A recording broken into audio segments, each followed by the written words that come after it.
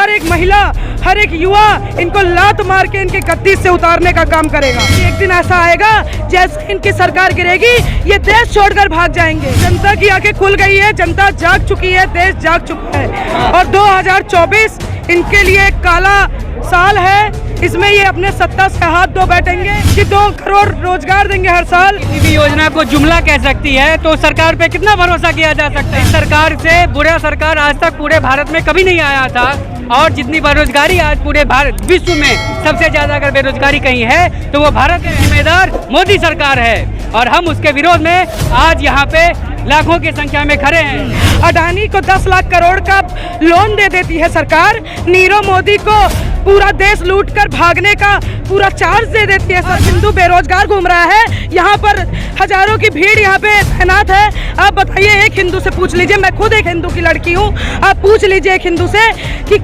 कौन सा हिंदुत्व का काम कहते हैं। जय श्री राम, जय श्री राम, जय श्री राम के नाम पर वोट मांगते हो तुम लोग, श्री राम के नाम पर वोट मांगते हो। श्री राम हमारे भी है, श्री राम तुम्हारे भी हैं, श्री राम सबके हैं, श्री राम सिर्फ तुम्हारे नहीं है।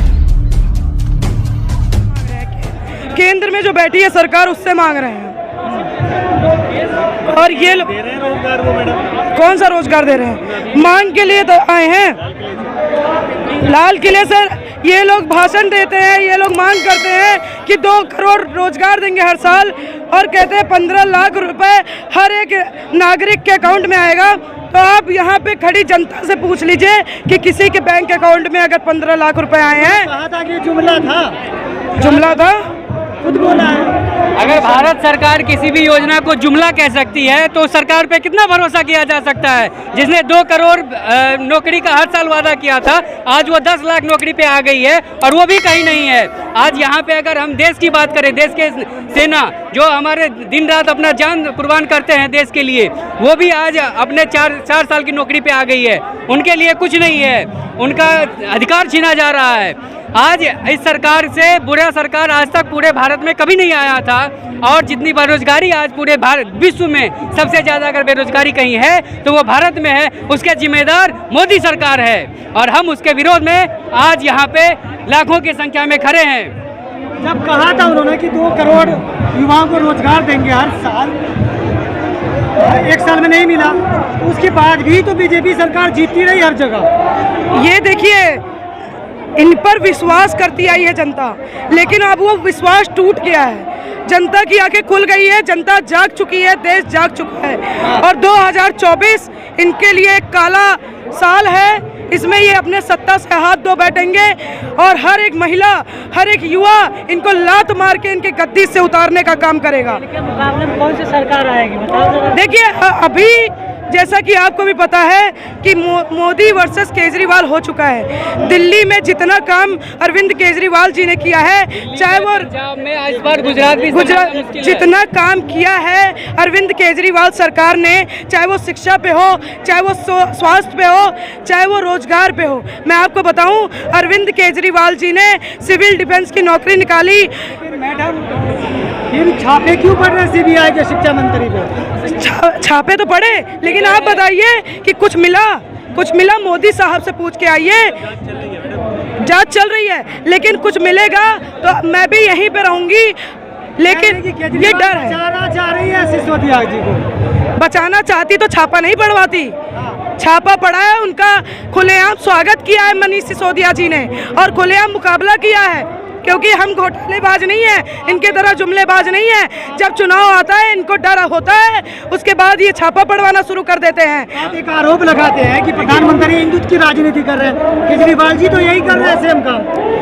हिंदुत्व की राजनीति नहीं, ये दोस्तों की राजनीति हो रही है। अडानी को 10 लाख करोड़ का लोन दे देती है सरकार, नीरव मोदी को पूरा देश लूटकर भागने का पूरा चार्ज दे देती है सरकार और एक बेचारा गरीब आदमी पीठ रगड़ रगड़ के सड़क पे मर जाता है और उसके लिए सरकार कुछ नहीं करती है। एक दलित का बच्चा मटके से अगर पानी पी लेता है तो उसको टीचर पीट पीट के मार डालता है।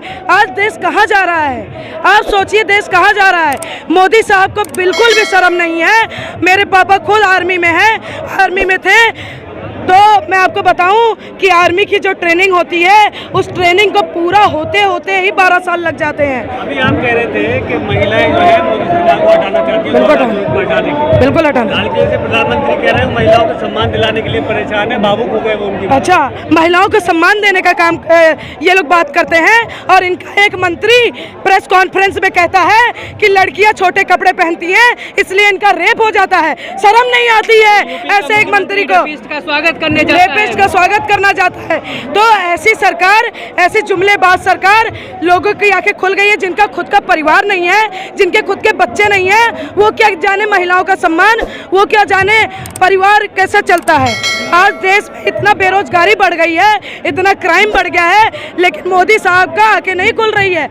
मैं आपको बताऊं कि एक दिन ऐसा आएगा जैसे इनकी सरकार गिरेगी ये देश छोड़कर भाग जाएंगे। लेकिन कह रहे जो महंगाई है वो राष्ट्र हित के लिए है। अच्छा, राष्ट्र हित के लिए है। तो 2014 में ये लोग नारा लेकर आए थे, बहुत हुई महंगाई की मार, अब की बार मोदी सरकार किस लिए लेकर आए थे? उस समय क्यों नहीं कहे कि महंगाई होगी तो राष्ट्र हित में होगी? उस समय तो केजरीवाल काम कर रहे हैं, सारी पार्टियां काम कर रहे हैं, बिहार की बात कर रहे हैं, लेकिन वो तो कह रहे हैं कि एक ही पार्टी बन जाएगी आने वाले वक्त में। कहाँ केजरीवाल?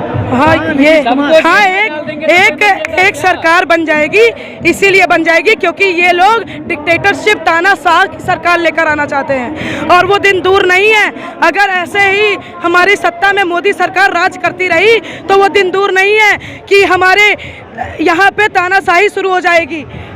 तानाशाही कह लो या जो चाहे कह लो, 2050 तक राज करने को कह रहे हैं अमित शाह। 2050 तक राज करेंगे, सेट किया है, हिंदुत्व का एजेंडा सेट किया है। आज हिंदू बेरोजगार घूम रहा है, यहाँ पर हजारों की भीड़ यहाँ पे तैनात है। आप बताइए, एक हिंदू से पूछ लीजिए, मैं खुद एक हिंदू की लड़की हूँ, आप पूछ लीजिए एक हिंदू से कि कौन सा हिंदुत्व का काम हो रहा है। हिंदू राष्ट्र की मांग क्यों उठा रहे हैं लोग? फिर कौन आप धोखा दे रहे हैं। अगर सिर्फ बीजेपी वाले हिंदू राष्ट्र की बात करते हैं और हिंदू के नाम पर कलंक है। ये लोग कहते हैं जय श्री राम, जय श्री राम। जय श्री राम के नाम पर वोट मांगते हो तुम लोग, श्री राम के नाम पर वोट मांगते हो।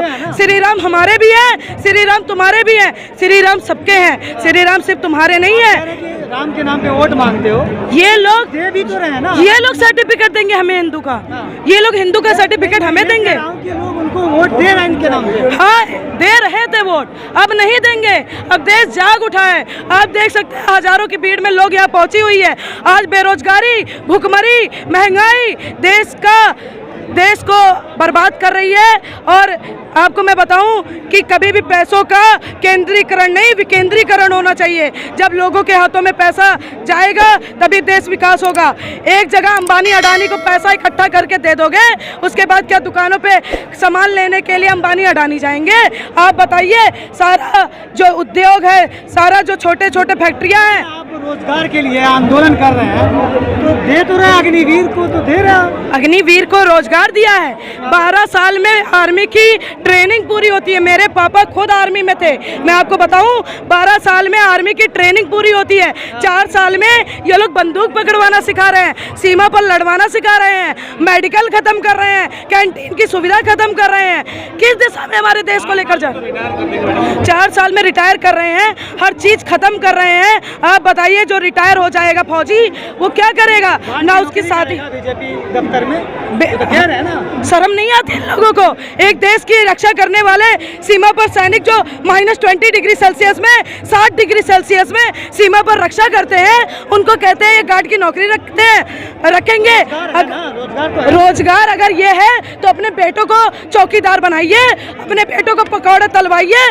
क्यों नहीं तलवाते पकौड़ा? क्यों चौकीदार नहीं बनवाते हैं? सिर्फ देश की जनता को जुमलेबाजी करते हैं, झूठी वादे करते हैं। तो ये बहुत गलत है, देश को बर्बाद करने का काम चल रहा है। मैं संयुक्त रोजगार आंदोलन समिति का सदस्य, देश की बात फाउंडेशन का एक सेंट्रल कोऑर्डिनेटर राजेंद्र शर्मा हूं। आज का ये जो आप देख रहे हैं रोजगार आंदोलन, वो सिर्फ और सिर्फ केंद्र सरकार के खिलाफ है। हम किसी इंडिविजुअल आदमी की कोई बात नहीं करेंगे। देश की जो आज़ादी की 75 साल अब तक हो चुके हैं। हिंदू की बात नहीं करेगी जब प्रधानमंत्री। देश क्या, मैंने हिंदू क्या बोला? मैंने हिंदू नहीं बोला, मैंने ना गलत बोल गए। मैंने सिर्फ ये बात करेंगे, इंडिविजुअल किसी की बात नहीं करेंगे, किसी की बात नहीं। हम लोगों का जो है ना, संयुक्त रोजगार आंदोलन समिति हमारा एक संगठन है, उसके तत्वाधान में उसके तत्वाधान में ये रोजगार आंदोलन हो रहा है और पिछले 16 तारीख से लगातार जारी है दिल्ली के अंदर। लेकिन जिस आंदोलन को, रोजगार आंदोलन को लेकर आप यहाँ पर आए हैं, लेकिन भाजपा सरकार की दावा क्यों कर रही है कि हम बेरोजगार को रोजगार मुहैया करा रहे हैं? देखिए, अभी हमने 2 मिनट पहले बताया कि देश के अंदर राष्ट्रीय रोजगार नीति बनी नहीं। जिसको जैसी जरूरत थी, जैसे बिजनेसमैन को जैसी रिक्वायरमेंट थी, जैसे उद्योगपति की रिक्वायरमेंट थी, ऐसे उन्होंने उतनी बना दी। उसके बाद में वो जो कहते हैं ना, शरीर कपड़ा फट गया तो सिल दिया वाला काम कर दिया। परमानेंट समाधान नहीं है हमारे पास, परमानेंट समाधान है। हमने इसको एक रोजगार नीति का प्रारूप तैयार करके लिया है। माननीय प्रधानमंत्री जी को अब तक हमने 3 बार ज्ञापन भी दे चुके हैं। आप जो यहाँ पर आंदोलन कर रहे हैं, आपकी मुख्य मांग क्या है? हमारी मुख्य मांगे हैं, देश के अंदर जो एक राष्ट्रीय रोजगार नीति लागू हो, और उस राष्ट्रीय रोजगार नीति के अंदर 10 पॉइंट मुख्य पॉइंट हैं। उन पॉइंटों के आधार पे, जैसे देश के एक पॉइंट का मैं एग्जांपल देना चाहूँगा। देश की आधी आबादी महिलाएं हैं। महिलाएं 11 बजे से 5 बजे तक उनके पास काम नहीं होता है, और जो 30% से 28% से महिलाएं थी जो जॉब पे थी, वो कोरोना से पहले अभी 13% पे आ चुकी है। तो उसको घर पे रोजगार मिले, समाधान मिले, और उस समाधान का हमारे पास हिस्सा का जो ड्राफ्ट बनाए रखा है, वो ड्राफ्ट हमारे पास ऑलरेडी बना के दे दिया है और सभी को बता दिया है। वो ड्राफ्ट के अंदर माननीय बुद्धिजीवी, जितने भी जितने वैज्ञानिक हैं और एक्स IAS जो है, जो कभी रोजगार नीति बनाया करते थे, उनके तत्वाधान में वो बना है, और उसको लेकर के हम लोग दे रहे हैं। आप भी हमारे यहाँ से रिक्वेस्ट है कि आप भी वो लेके जरूर जाए, जिसमें 10 पॉइंट है, 10 M करके शुरू किया। जैसे मिनिमम टेक्नोलॉजी, देश के अंदर मान लो जैसे पढ़ाई लिखाई नहीं है तो उसकी हमें इतनी जरूरत नहीं है। स्किल सिखा दो, किसी को कोई चीज़ सिखा दो, वो अपने आप सीख लो। जैसे आपका कैमरा ही है तो सिखा दो ना। वो तो कह रहे हैं जो अग्निवीर है उनको स्किल सिखाया जाएगा। स्किल सिखाया जाए, कितना ले रहे हैं ना? आप 2 करोड़ की बात कर रहे थे ना, आप उधर जाएंगे तो वो चीज़ें फिर और नेगेटिव हो जाएगी। हम ये चाह रहे हैं कि देश के अंदर सभी को, हम तो कह रहे हैं ना, सभी को स्किल मिले, सभी को एक परमानेंट समाधान मिले। एक